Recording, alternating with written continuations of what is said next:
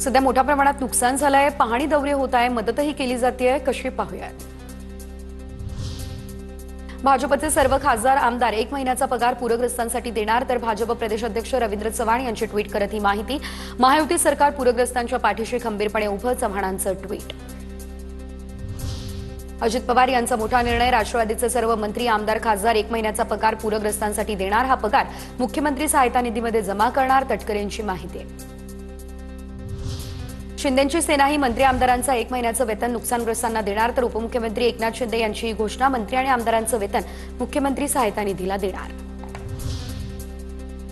शेतकऱ्यांसाठी 1 महिन्याचं वेतन मुख्यमंत्री सहायता निधीला देणार, भुजबळांची ही घोषणा, शेतकऱ्यांसाठी जे शक्य होईल ते सर्व काही करणार, भुजबळांची माहिती। उद्धव ठाकरे यांचा उद्या पूरग्रस्त भागाचा दौरा, तर धाराशिव, बीड, जालन्यासह छत्रपती संभाजीनगरमधील नुकसानीची ठाकरे करणार पाहणी। लातूर जिल्ह्यातल्या निलंगा तालुक्यातील औराद, शहाजणी या ठिकाणी मुख्यमंत्री फडणवीस यांच्याकडून पाहणी। मांजरा आणि तेरणा नद्यांचा संगम असल्यानं शेतीचं नुकसान, शेतकऱ्यानं व्यथा मांडल्या मुख्यमंत्र्यांकडे।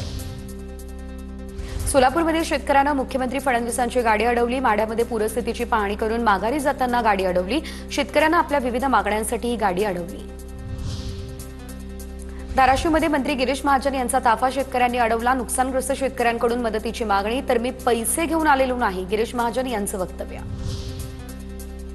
पैसे घेऊन आलोय नाही असं म्हणतात, मग मंत्री आहेत तर फिरतात कशाला, दिखाव्यासाठी दौरे काढून खर्च वाढवण्यापेक्षा हेक्टरी 50,000ची मदत करा, रोहित पवार यांची महाजनांवर टीका।